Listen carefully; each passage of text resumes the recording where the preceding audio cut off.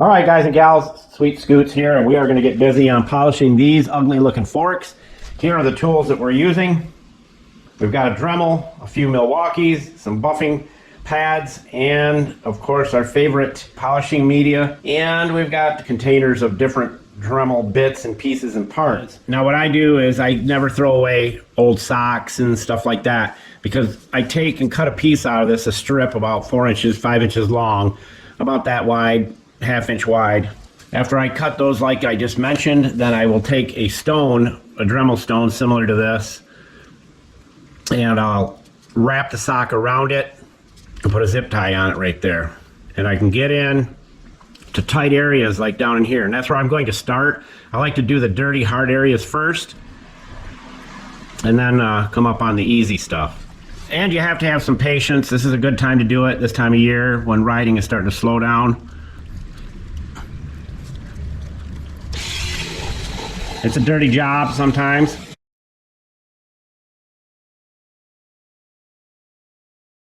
But that's what it looks like. They don't last very long, but they work good.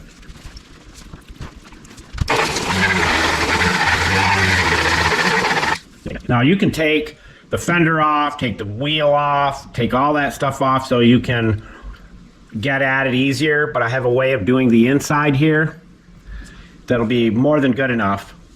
But you can do that if you want. I mean, if it's wintertime where you're at here in Florida, Pensacola, pretty much you can ride year round. So I don't like to dismantle a bike too much where I can't jump on it and take it for a ride if I need to. And I'm also starting to mix a little bit of this stuff in right here with the mothers, and I gotta think that it's working pretty good, that I almost have a new mixture that we're gonna be using.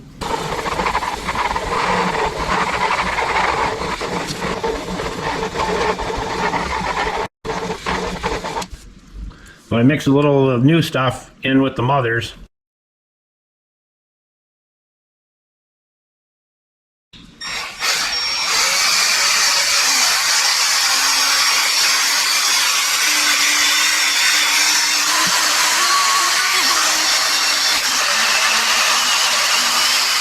By hand, take a piece of Scotch-Brite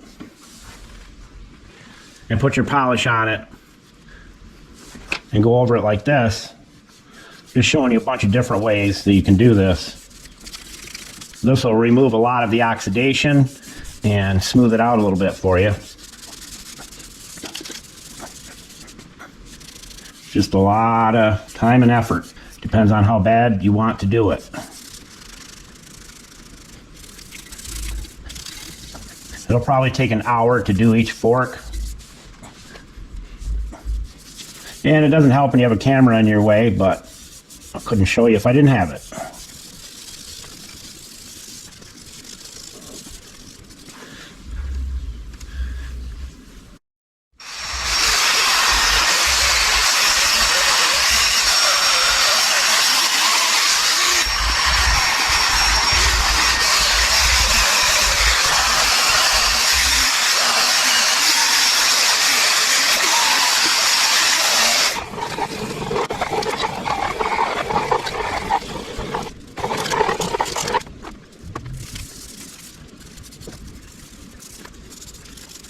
And it's worth it because they'll look so much better than they did prior to.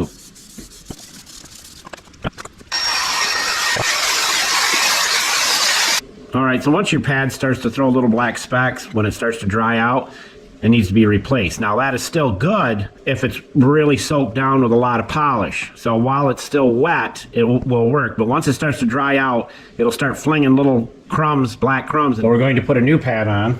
We put it on pretty heavy, and the nice thing about this Milwaukee polisher is that it's variable speed and can go quite slow to get started, so you're not flinging everything all over the place.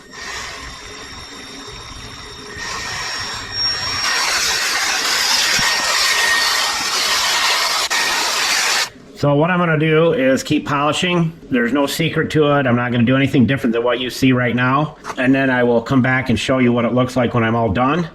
But this is basically all you'll do. And you can mix the two polishes together. They'll be in the Julio. Tell everybody where all the tools are located. Busca en el show más de la descripción del video para todas las herramientas. Thank you, Julio, Cesar, Chavez, Rodriguez, Jorge, Johnson, Thompson. They'll be in the tools list, and the ratio to mix them together, because I've found a huge difference. All of us have that mixing the two together. We constantly try to improve what we're doing. So some videos we do, we come up with something, and then we find something better, and we want to share it with you. And make sure you check out our new channel, Budinsky. And that link will be in the tools list as well. It's a chance for you to go and share your opinion about stuff. So I'm going to get cracking on this, and I'll be back. So this Milwaukee polishing tool comes with different adapters, and this one has a twist lock, and it just tightens on there. We're going to try that out.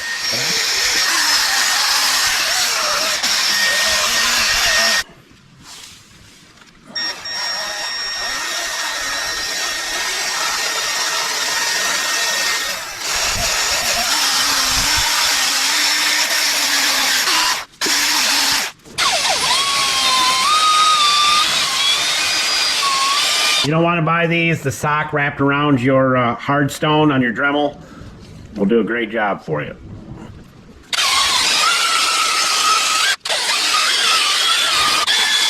I'll be back and show you where I'm at again. All right, we're getting it. We've been on it for about a half hour since I last talked to you. But here's how you do the inside, and it works really good. Just take your polish.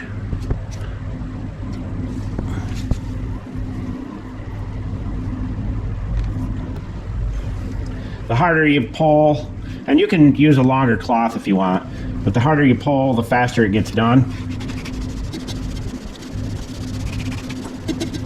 A lazy man will always find the easier way to do it.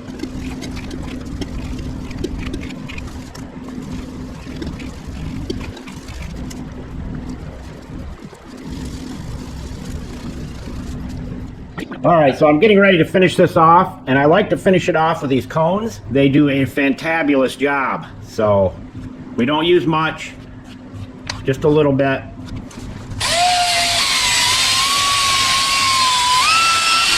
And this will really put the shine on them.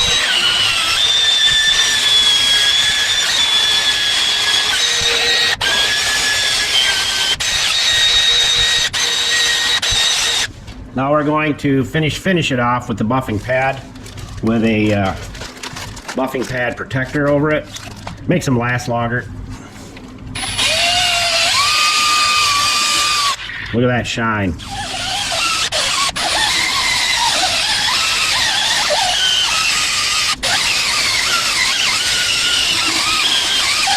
All right, so I use my buffing pad protector. I'll now take that off and go with the buffer. And it just keeps them cleaner. They last longer, as I said.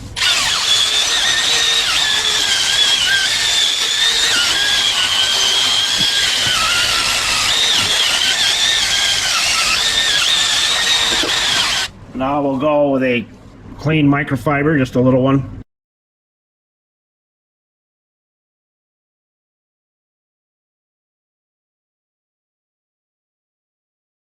Once I get done with this and get it all cleaned up, I'll clean it with Old 99 and then ceramic coat it with my ceramic coating that we've used for years and years and years.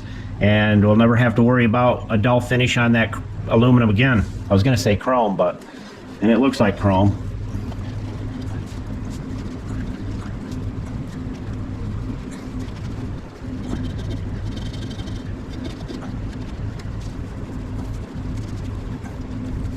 Now we'll get a real nice microfiber, nice blue one.